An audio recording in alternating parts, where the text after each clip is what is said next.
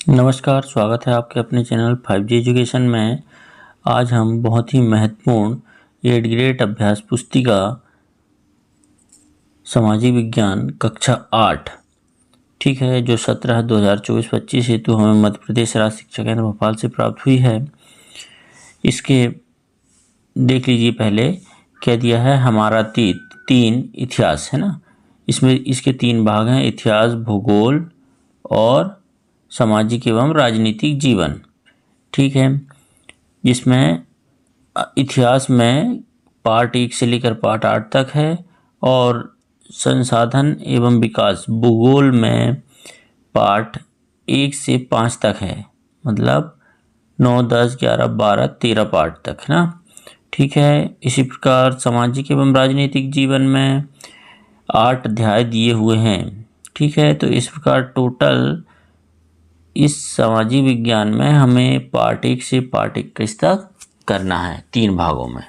ठीक है, तो आइए देखते हैं पार्ट 1 इस भूगोल का संसाधन। अध्याय 1 है संसाधन। प्रश्न नंबर 1 दिया हुआ है, निम्नलिखित में से कौन सा प्राकृतिक संसाधन का उदाहरण नहीं है? तो कौन सा नहीं है? लोहे के औजार, ये प्राकृतिक संसाधन का उदाहरण नहीं है। ठीक है, नेक्स्ट है, भौतिक पदार्थों को मूल्यवान संसाधन बनाने में सहायता करती है। क्या करती है? वस्तुओं का मूल, ये इसका राइट आंसर हो जाएगा। ठीक है, नेक्स्ट देखते हैं, ऐसे संसाधन जो एक बार समाप्त होने के बाद पुनः पूरित होने में हजारों वर्ष लगा देते हैं, वह कहलाते हैं, क्या कहलाते हैं? अनवीनीकरणीय संसाधन। ठीक है, तो बी इसका राइट आंसर हो जाएगा। नेक्स्ट है, किसी कौशल अथवा वस्तु बनाने में नवीनतम ज्ञान का अनुप्रयोग है, क्या है? प्रयोज्यता। डी इसका राइट आंसर हो जाएगा। ठीक है, प्रश्न नंबर 5 दिया हुआ है, पदार्थों को संसाधन में परिवर्तित करने वाले कारक हैं, कौन कौन से हैं? समय और प्रौद्योगिकी। तो ए इसका राइट आंसर हो जाएगा, समय और प्रौद्योगिकी। ठीक है, नीचे दिया है, रिक्त स्थानों की पूर्ति करना है, क्या दिया है? पदार्थ की उपयोगिता अथवा प्रयोज्यता उसे एक संसाधन बनाती है, तो उपयोगिता अथवा प्रयोज्यता इसमें आ जाएगा। नेक्स्ट दिया है, परिवहन की विधियों का विकास खालिस्तान के आविष्कार से संभव हुआ है, तो पहिए के आविष्कार से संभव हुआ है। प्रौद्योगिकी एक खालिस्तान संसाधन है, तो प्रौद्योगिकी एक मानव निर्मित संसाधन है। तेजी से बहते जल से ऊर्जा उत्पन्न करना खालिस्तान प्रौद्योगिकी है, तो जल विद्युत प्रौद्योगिकी है। प्राकृतिक के निःशुल्क उपचार खालिस्तान संसाधन कहलाते हैं, तो ये प्राकृतिक संसाधन कहलाते हैं।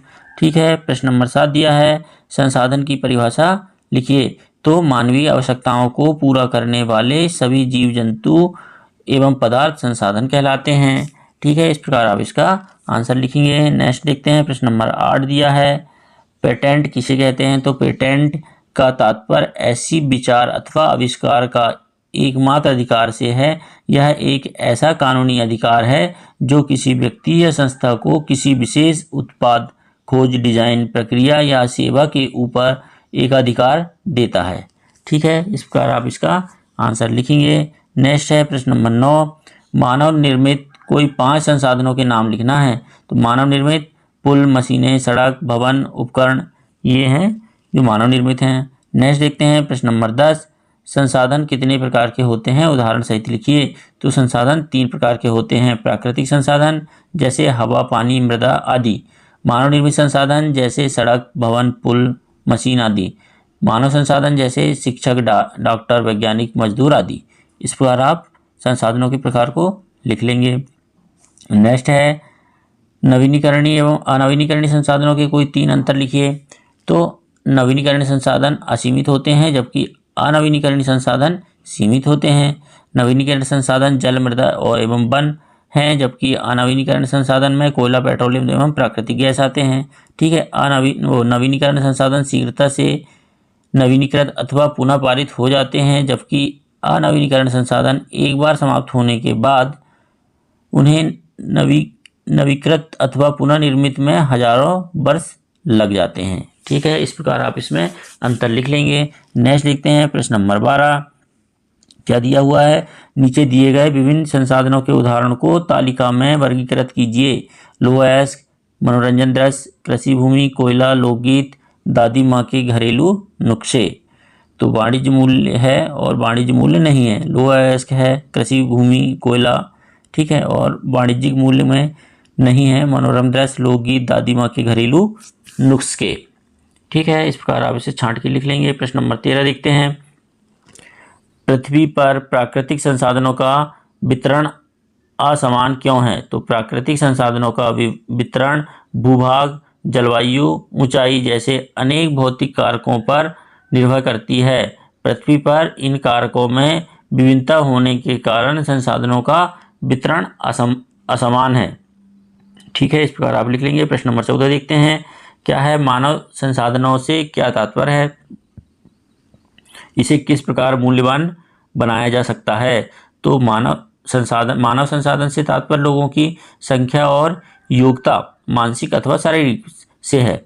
मानव को किसी भी देश का सबसे महत्वपूर्ण संसाधन माना जाता है, क्योंकि मानव की योग्यता ही भौतिक पदार्थों को मूल्यवान संसाधन बनाने में सहायता करती है। इसे मूल्यवान बनाने के तरीके शिक्षा एवं स्वास्थ्य, कौशल्य का विकास, आविष्कार और खोजें हैं।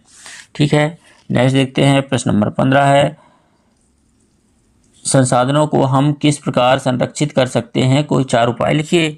तो संसाधनों के संरक्षण के उपाय निम्नलिखित हैं। नंबर 1, प्रत्येक व्यक्ति के द्वारा संसाधनों का कम उपयोग करना। दूसरा लिख सकते हैं, वस्तुओं के पुनः प्रकरण और पुनः उपयोग को महत्व देना। तीसरा लिख सकते हैं, बड़े पैमाने पर पेड़ों को काटना, वनोन्मूलन रोकना चाहिए, है ना। बड़े पैमाने पर पेड़ों को काटना और वन उन्मूलन को रोकना चाहिए।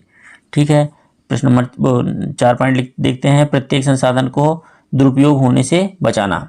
ठीक है, नेक्स्ट देखते हैं। प्रश्न नंबर 16 लास्ट प्रश्न है, सतत पोषणीय विकास के सिद्धांत लिखिए। तो सतत पोषणीय विकास के सिद्धांत निम्नलिखित हैं। जीवन के सभी रूपों का आदर और देखभाल करना, मानव जीवन की गुणवत्ता को बढ़ाना, समुदायों को अपने पर्यावरण की देखभाल करने योग्य बनाना, पृथ्वी की जीवन शक्ति और विविधता का संरक्षण करना, प्राकृतिक संसाधनों के ह्रास को कम से कम करना।